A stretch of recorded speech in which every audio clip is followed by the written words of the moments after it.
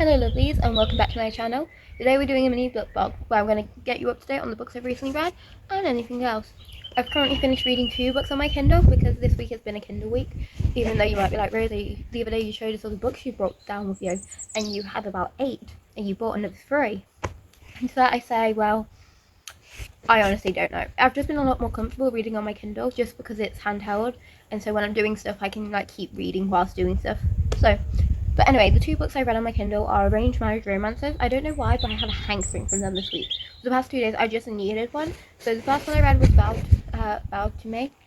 I really liked the beginning of that book. It was very romance-centered, but once we got about 50% in, the romance kind of dropped off, and it just became more the romance scenes were just smut scenes. I'm like, no, but I want to see how they develop their marriage relationship, because they've only been married for a short time. They're in the mafia. There's a lot of dramas going on, and I want to see how they handle these dynamics as like an actual married couple and how they develop and how they work with each other. Like, come on, I want to see how that works out. And I feel like they weren't really doing that, and it kind of like they fell in love so fast at the beginning of the book, and which I liked, but I was like, you could have dragged this out more. Like, we don't get really any scenes of them developing their romantic relationship, of them like learning and growing together, and like I'm kind of just like, would have really liked that in between the violent scenes and like the drama of the mafia side of it. So I feel like it would be really nice to see them like go on a cute date and get to know each other instead of it just being a smut scene thrown in every now and again. Because no, I want to see them develop a relationship, like an actual human connection, not just do each other, you know. But the other book I read was The Unwanted Bride by, I think it can get up.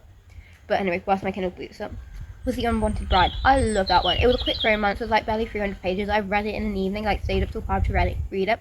I loved it. It was quick, it was sweet, it was witty. I love how their relationship developed because it developed over the book. There wasn't too much drama going outside of it, apart from, God, I think it was like the dad and like the step family. Because like, basically the plot line of the book was, the girl, mother is in a coma. She has a father. The father was horrible to the mum. The mum was with them because he cheated on his wife with her. But then the wife blamed the mum for it. I'm like, please.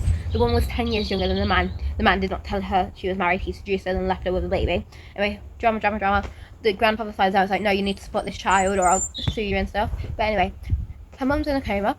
The mum had actually died, and the family did not tell her. Instead, they were pretending that she was still in a coma and forcing her and saying, we're spending this much money on you, but you need to pay at least a little bit and contribute. The mum had passed away the day before she took the LSATs. If you know, the only reason I know what LSATs are from Legally Blonde. But anyway, it's because she had to take the LSATs for her step-sibling. Or it's like, we'll cut off funding for your mother. The mother died. She didn't even know it. They didn't tell her about it. Forced her to send like $2,000 each month to like the family so they would keep paying the rest of the medical bills. They an email, impersonated the doctor and pretended the mother was still alive for over a year. But anyway, that's all going on. And we don't know this, but that's like what's going on in the background of the plot, and we don't know this until the very end. But anyway, she has a boyfriend with Peter. She walks in on Peter doing it with this stepsister, and she's like, she gets pissed. They break up. She tries to kick her out. The man tries to live in the apartment because like she's like, no, you're not living in my apartment. You just cheated on me with my stepsister to advance your career with my father. Like, come on, no. Ends up having a one-night stand with another dude. Them two end up hitting it off, and then the other dude's been informed you have to do an arranged marriage because when you were in a coma for a couple of days after doing a really dangerous trick and went into a coma, you signed. We had power of attorney and we signed a document that says that you have to be married within two years of doing this, or you all this stuff. So he's like, oh god, no, and it's like, but you have to marry one of these girls. And like the family paints her as like this vapid, shopping addicted person to make the other daughter look better. And basically, like, you know what? I'll just fake an engagement. And because he met her 2 years prior, but she was crying in the rain trying to get to her mother because the stepsister stole the car and crashed the car. I know, right? So much drama going on there. But anyway, she gave him and was like, if you ever need a favour from me or need to repay you, please contact me and I will. And he never has until that day. He's like, you know what? I'm going to call that girl's number. That girl's number was the girl he hooked up with. And she shows him, it's like, I need a fake fiance. You're going to be my fake fiance.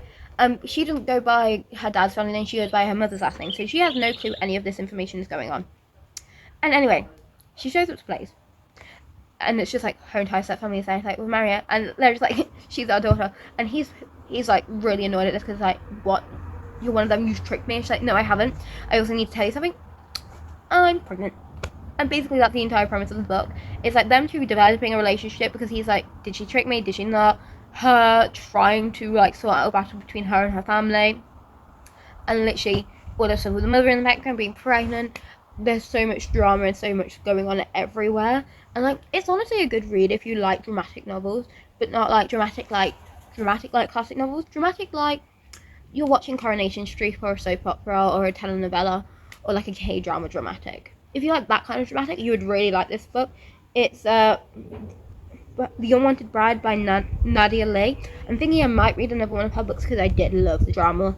Oh my god. But by the end of the book, she's discovered her mother's dead. She's been pushed down the stairs by her stepbrother, or her half-brother. Almost lost the baby. Ended up in a coma for 4 days. Found out that her mother has been dead, and they apparently scattered the ashes right outside the hospital. She's distraught. The guy, and then the entire family she married into is like, we defend our own. We're going to ruin this entire family into the ground, which they do. They fully do. And then, like, it gets to the end of the book, and they're all just happy together with their child, and they're all just enjoying life together, and it's all so sweet and so cute. And I just love it so much. It was such a good read, honestly. But anyway, now on to the book I'm currently reading.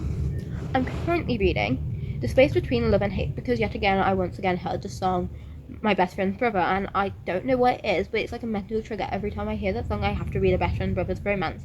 The one I'm currently reading is The Best Friend is a Guy, who she went to, and basically the guy helped her get out of a really bad situation because she was in foster care and she had really bad foster family and a load of things was going on, but she hadn't told her best friend everything, and we're slowly finding out everything that goes on alongside the book, and she opens herself more up to like accepting what happened to her. And I have a feeling I know what happened to her, and I have a feeling that I'm going to cry. But anyway, basically, she's like has been for years deeply in love with his brother, and she like when they were 16 they had one night, and he ended up freaking out and panicking, like, oh my god, my brother's gonna hate me for life because I've just did this with her and I'm pretty sure he's in love with her. Dipped. She hated him, but also realized, but as she's mature, she's like she wants to hate him, but she can't hate him because she can't feel what happened, because they were also she was 16 and they were ridiculously drunk at a party, and like whole messed up thing. And like I really like it because like the first like 50% of the book with them re-establishing a relationship between them and them arguing and like knowing her personal situation, where she is in life, and like the development and like the leading up to them actually ending up doing it, and the fact that they were both constantly like skirting around each other, even though we get both of their point of view, and they're both like, I want them but I can't have them kind of vibes, which I honestly really love. And this one is not The Space Between Love and Hate by Melissa Toppien. It's like her last name is spelled Toppen, I think. Yeah, I'm not quite sure how to spell it, but I am genuinely really enjoying the read. I love a good brother's best friend novel. I think I just love the drama of it. I love the drama of it. I just love drama in books, honestly. I don't know why. I think it's because I love K-dramas and I love them.